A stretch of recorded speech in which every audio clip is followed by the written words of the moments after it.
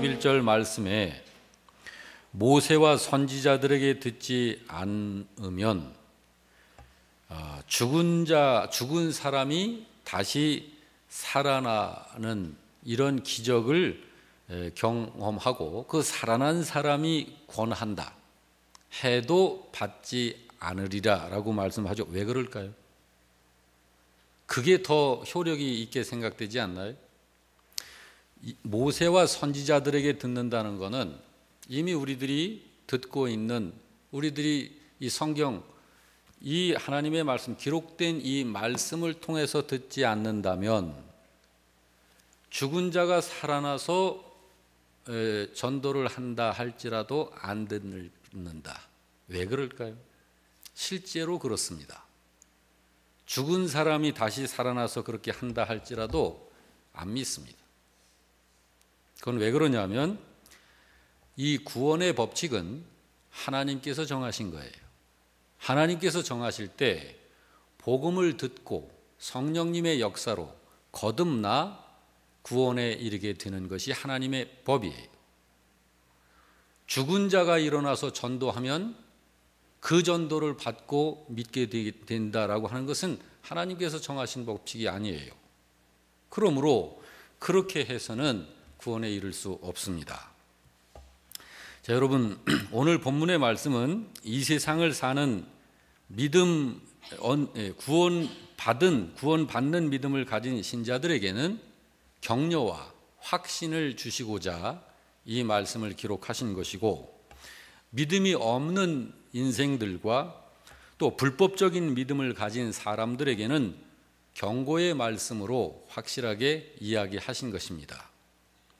오늘 이 말씀을 조금 더 이해를 하고 오늘 본문의 말씀을 들을 수 있기 위해서 19절부터 21절 말씀을 우리 다시 한번 같이 읽습니다. 한 부자가 있어 자색 옷과 고운 베옷을 입고 날마다 호화롭게 즐기더라. 그런데 나사로나 이름하는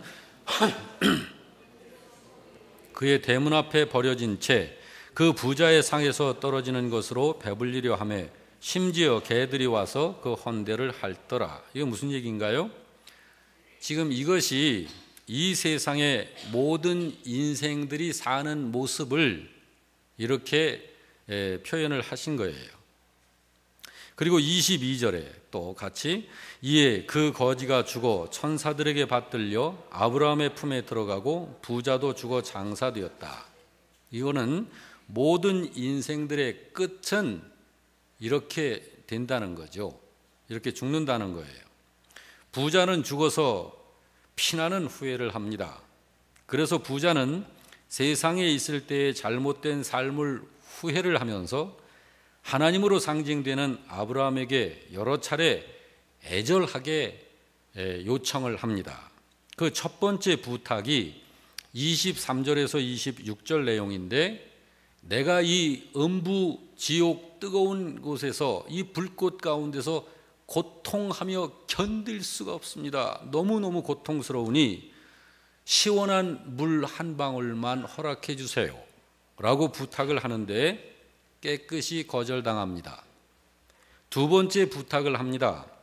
아직 세상에 살고 있는 가족들이 내가 세상을 살 때처럼 믿지 않고 있으니 그들은 내가 와 있는 이 음부에 오지 않도록, 그들은 구원받을 수 있도록 다른 구원의 방법을 사용해 달라고 그렇게 부탁을 합니다. 두 번째 부탁입니다.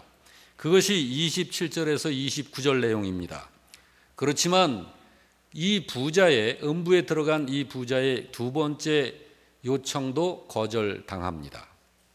마지막으로 세 번째 부탁은 두 번째 부탁을 다시 한번 애절하게 부탁을 해요. 그게 30절에서 31절 말씀인데 그 재차 반복된 그 부탁도 거절을 당합니다. 왜 그렇습니까? 하나님은 자비의 하나님 아니신가요? 천년을 하루처럼, 하루를 천년처럼 기다리시면서 인내하시면서 세상 인생들에게 은혜와 자비를 베푸시는 하나님이신데 어째서 이렇게 물 한 방울까지도 허락을 하지 않으실까요? 이 사람에게는. 여러분, 이 말씀 속에서 하나님은 지옥이 어떤 곳인지를 보여주신 거예요. 지옥은 하나님의 은혜가 완전히 배제되어진 형벌의 장소가 지옥입니다. 세상을 살 때 믿음으로 살지 못한 이 부자에게는 그저 저주와 영원한 지옥의 고통만 있을 뿐입니다. 그가 부자였기 때문에 지옥에 들어간 게 아니에요. 세상을 살 때 믿음으로 살지 않았기 때문입니다. 또 믿는다 할지라도 하나님의 은혜를 알지 못하고 믿는 믿음이면 그렇게 됩니다. 여러분, 여러분과 저를 가리켜서 성도라고 그럽니다. 성도라는 말이 무슨 말인가요? 거룩한 무리라는 말이죠. 거룩한 무리. 다른 말로는 교회라고 그럽니다. 여러분과 우리가 교회고 우리가 성도예요. 하나님은 성도요 교회인 여러분을 사랑하십니다. 믿으시나요? 또한 저와 여러분은 하나님을 사랑하면서 오늘도 내일도 매일매일 행복한 영적 삶을 믿음 안에서 살고 있습니다. 그렇죠? 안 그런가요? 그래요, 안 그래요? 그런데 자, 하나님께서 성도를 사랑하고 우리도 하나님을 사랑하고 그런데 참으로 이해하기 어려운 현상이 교회 안에 있는 것을 우리들이 부인할 수 없어요. 무슨 말이냐면 분명히 신자가 맞는데 교회 다니는데 믿는다고 그러는데 하나님하고 거리가 멀어요. 기도를 해도 응답이 별로 없어요. 여러분, 이런 현상에 대해서 어떻게 생각합니까? 정상이라고 봅니까? 비정상으로 봅니까? 잘 모르겠습니까? 여러분, 신자가 분명하잖아요. 하나님이 교회를 사랑하시고 우리가 하나님을 사랑하잖아요. 그러면 하나님과 밀착하고 하나님과 함께 있는 게 맞잖아요. 하나님과 가까이 있고 하나님과 어찌 연합이 되어져 있는 것이 맞잖아요. 그런데 어떤 분들은, 어떤 신자들은 하나님하고 거리가 멀다고요. 그리고 여러분, 우리 자녀들이 우리들에게 요청하는 것은 다 안 들어주는 게 어디 있어요? 우리가 하나님께 요청을 할 때 하나님께서 다 들어주시는 게 맞잖아요. 성경에 그렇게 약속하고 있고. 그런데 왜 어떤 신자는 기도를 해도 응답이 없을까요? 여러분, 이런 현상은 왜일까? 그런 현상이 정상이라면 문제될 게 없어요. 그런데 그런 현상은 정상 아닙니다. 그런 현상은 비정상이에요. 여러분, 별것 아닌 것 같지만 사람에게 참으로 중요한 말이 있습니다. 그게 무슨 말이냐면 주제라고 하는 거예요. 주제. 보통 우리들이 그런 말 하죠. 저 사람은 주제를 아는 사람이야. 또 저 사람은 자기 주제를 몰라. 자, 우리 이런 주제를 말하죠. 여러분, 우리들이 뭐 주제를 아는 사람이든 주제를 모르는 사람이든 말로 이렇게 간단하게 표현을 합니다마는 이 한마디의 말의 의미는 굉장히 다른 결과를 가져주는 거예요. 주제를 모르는 사람, 첫째, 주제 모르는 사람은 모든 사람이 무시합니다. 그리고 상대하기를 꺼려합니다. 그런 사람 싫어합니다. 제 주제를 모르는 사람 좋아하는 사람 없어요. 그런데 나이와 상관없이, 배움과 상관없이 주변 사람들에게 인정받고 많은 사람들이 좋아하고 함께 하고 싶은 사람이 있습니다. 주제를 아는 사람이에요. 그 사람은 함께 하고 싶고 좋아합니다. 제가 왜 이 이야기를 하느냐 하면 성경을 보게 되면 자기 주제를 모르는 사람은 하나님께서도 그런 사람을 상대를 안 하셔요. 자기 주제를 모르는 사람에 대해서는. 하나님께서 하신 말씀 중에 이런 말씀이 있는 것 아시죠? 신명기 5장 11절인데 우리 같이 합독하겠습니다. 너는 시작. 너는 네 하나님 여호와의 이름을 망령되이 일컫지 말라 그러죠. 그러면서 덧붙여 하신 말씀이 다 같이 나 여호와는 내 이름을 망령되이 일컫는 자를 죄 없는 줄로 인정하지 아니하리라 하시죠. 이거 무슨 말씀이에요? 하나님도 주제를 모르는 사람은 상대하지 않으신다는 거예요. 여러분, 하나님과 거리가 멀어져 있는 신자는요, 그래서 그런 거예요. 하나님과 거리가 멀어져 있는 신자는요, 기도를 해도 응답이 없어요. 그런데 제가 목회를 하면서 보니까 신자 중에는요, 아무도 하나님을 망령되이 여기기를 바라는 신자는 없어요. 물어보면 단 한 명도 없어요. 제가 30년을 넘게 이렇게 목회를 하고 있습니다마는 어떤 신자에게도 나는 하나님을 망령되이 여기려는 마음이 좀 있습니다, 그렇게 말하는 사람 한 명도 못 봤어요. 제가 물어보면 하나님을 망령되이 여기고 싶은 마음이 없어요. 그런데 많은 신자들이, 적지 않은 신자들이 하나님하고 실제 거리가 멀어요. 그리고 기도해도 응답이 없으니까 기도에 대한 진짜 그 영적 영향력을 몰라요. 그리고 기도 실제로 잘 안 하고 그냥 예수 믿고 살아요. 여러분, 이거 왜 그런가요? 그래서 왜 분명히 믿는데 이런가 하고 살펴보니까 자기는 하나님을 망령되이 대하지 않는다고 하는데 실제로는 하나님을 망령되이 대하는 삶이 되는 거예요. 하나님을 망령되이 여기고 살아요. 아닌 것 같다고요? 아닙니다. 사실입니다.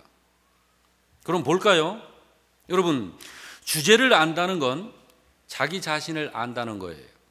더 정확히 말하자면 하나님 앞에서 자기 자신을 아는 것을 말하는 거예요.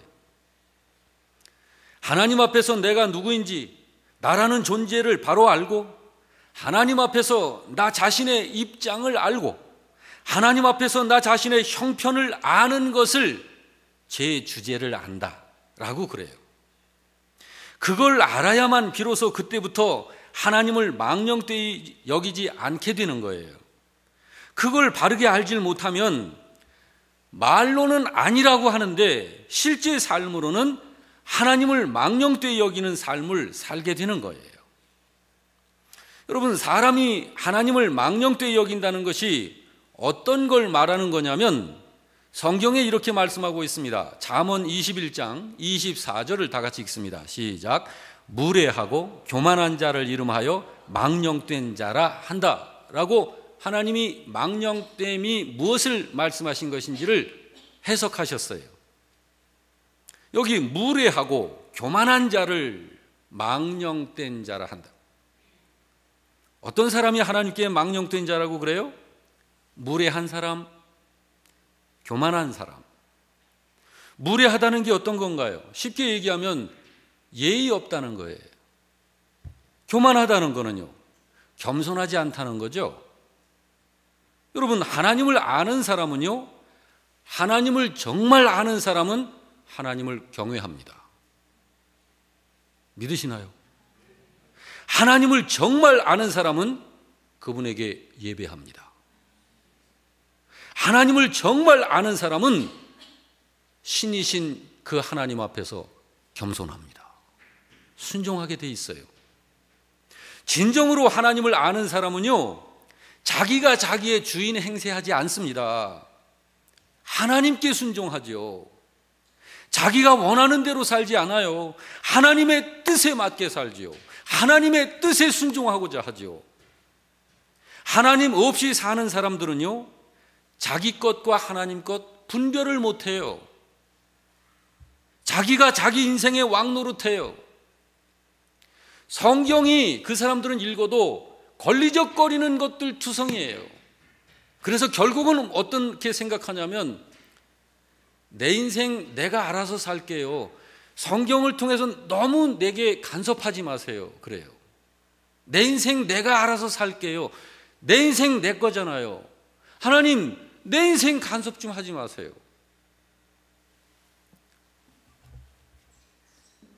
내 인생 내가 왕노릇 하려고 하는 것이 하나님을 인정하지 않는 사람의 모습입니다.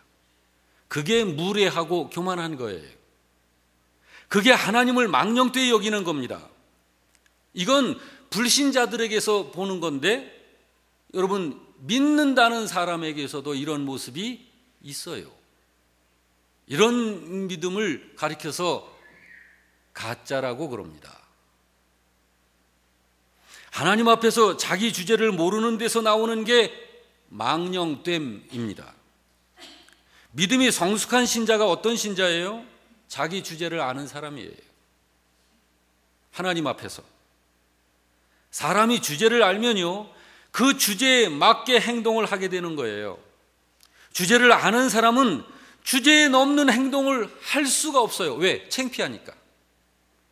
주제에 넘는 행동을 하는 게 얼마나 창피한 건지. 근데 자기 주제를 모르는 사람은 그렇게 하고서도, 무례하게 그렇게 하고서도, 교만하게 그렇게 하고서도 그게 창피한 건 줄 몰라. 주제를 모르는 사람에게 없는 게 있어요. 그건 창피한 줄 모릅니다. 또 하나, 은혜를 몰라요. 은혜를 몰라요. 여러분, 어떤 신자를 보면 참 본이 되고 좋은 믿음 생활을 하는 분들이 계시죠? 은혜를 알기 때문입니다.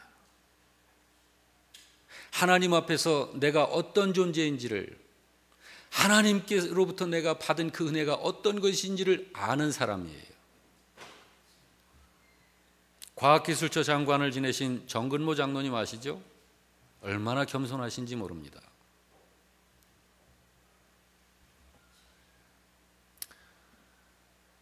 여러분, 그러므로 성경은 신자들에게 은혜를 이야기하셔요.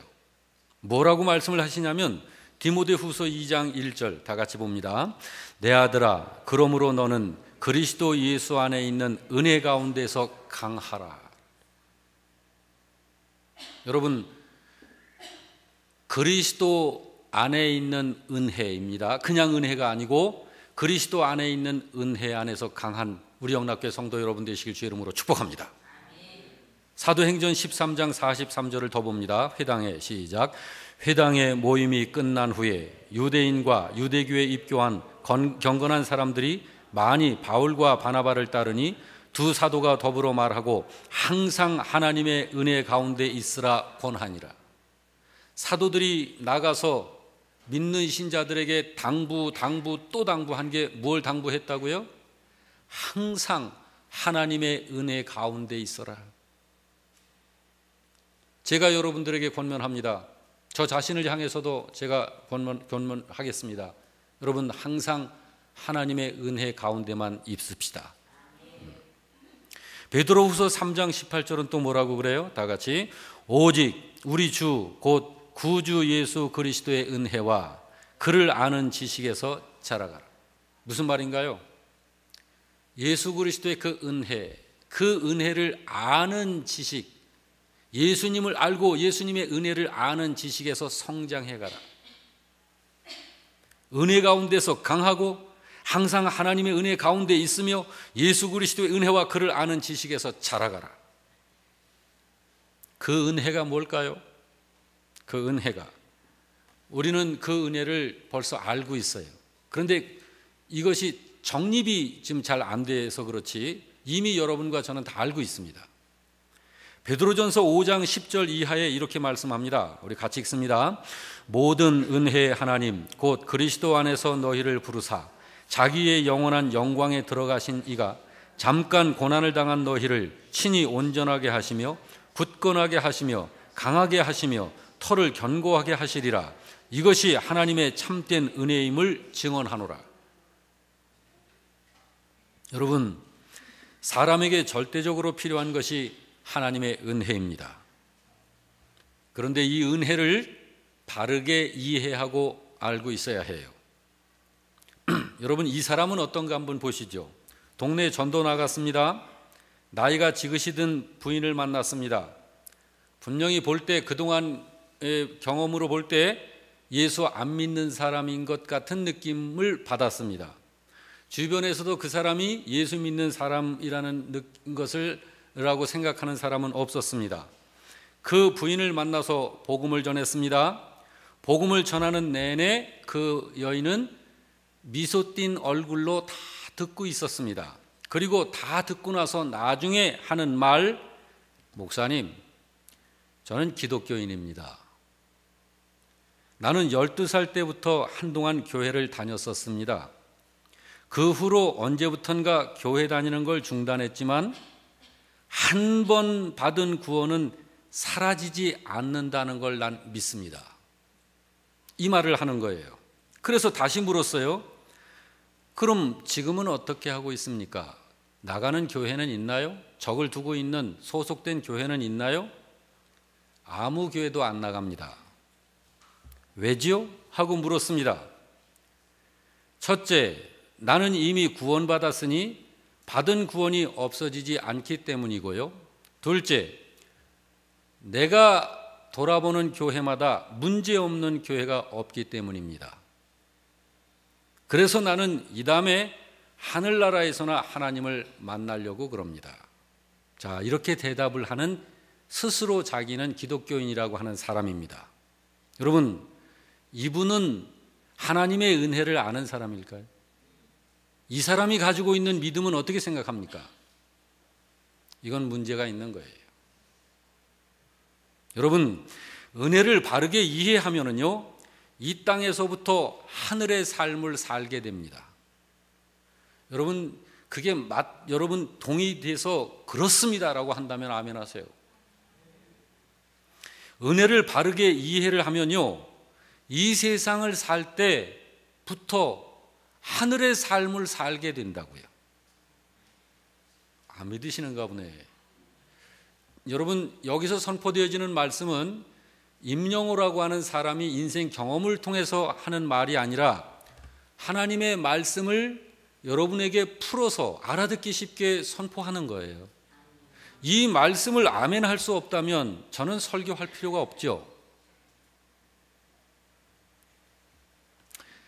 다시 말씀을 드리겠습니다. 여러분, 말씀을 듣고 그것이 여러분에게 은혜가 되고 깨우침이 되고 정말 긍정이 되면 아멘으로 화답하시는 것이 맞습니다. 은혜를 바르게 이해하면은요, 하나님께 감사하지 않을 수가 없어요. 은혜를 바르게 이해하면요, 순종하지 않을 수가 없습니다. 은혜를 바르게 알면요, 하나님의 말씀에 그 어떤 말씀이라도 복종하지 않을 수가 없습니다. 은혜를 바르게 이해하면은요, 하나님께 예배하지 않을 수가 없어요. 은혜를 바로 알면은요, 주님, 저는 주의 것입니다 하고 주님께 헌신하지 않을 수가 없습니다. 은혜를 바르게 이해를 하게 되면은요, 예수 그리스도가 나의 삶의 주인이라는 것을 삶 속에서 나타내는 생활이 나오게 돼 있어요.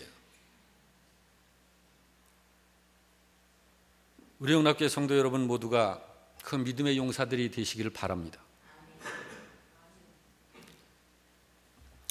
오늘 성찬식을 우리가 진행할 터인데요, 우리가 성찬식을 거행하는 그 이유가 있습니다. 성찬을 주님께서 명하셨는데, 이 성찬을 주님께서 명하신 이유는 이 성찬이 하나님께서 교회에게 은혜를 베푸시는 은혜의 수단이 되기 때문에 그래요. 은혜의 수단. 하나님의 말씀이 없으면 어떻게 될까요? 구원받을 길이 없습니다. 자, 우리 반말년 역사, 5,000년 역사, 우리 대한민국이라고 그러는데, 복음이 들어온 지가 이제 한 3, 40년. 그러면 그 전에는 복음을 듣질 못했어요. 그럼 그때는 어떻게 됐을까요, 그분들? 여러분, 이 하나님의 말씀이 우리에게 임하여 이 말씀을 통하여 우리가 은혜를 받죠. 은혜를 깨닫고 은혜가 내 속에서 능력으로 역사되죠. 그것처럼 이 성찬이 하나님의 은혜의 수단이 되는 거예요. 이 복음의 말씀은 온 세상 사람들에게 은혜의 수단으로 열려 있지만 그러나 성찬은 교회 안으로 국한됩니다. 믿는 신자들에게 하나님께서 허락하신 은혜의 수단이 되는 것이 성찬이에요. 그래서 여러분, 오늘 우리가 이 성찬을 우리가 참여할 때 이 성찬에 참여하는 것은 우리가 이미 알고 있는 대로 그리스도의 몸에 참여하는 것이고, 또 우리 이 성찬 포도주에 참여하는 것은 예수 그리스도의 생명, 곧 그의 피에 참여하는 것이 되는 거예요. 의식이나 형식이 아닌 것입니다. 신자 쪽에서는, 여러분과 저 신자 쪽에서는 이 성찬이 신앙 고백이고 살아있는, 하나님 쪽에서 성찬은 은혜의 수단이 되는 것입니다. 그런 믿음으로 우리가 성찬 앞에 서야 하는 것입니다. 오늘 말씀 우리 가슴에 담고 우리 다 같이 성찬하겠습니다.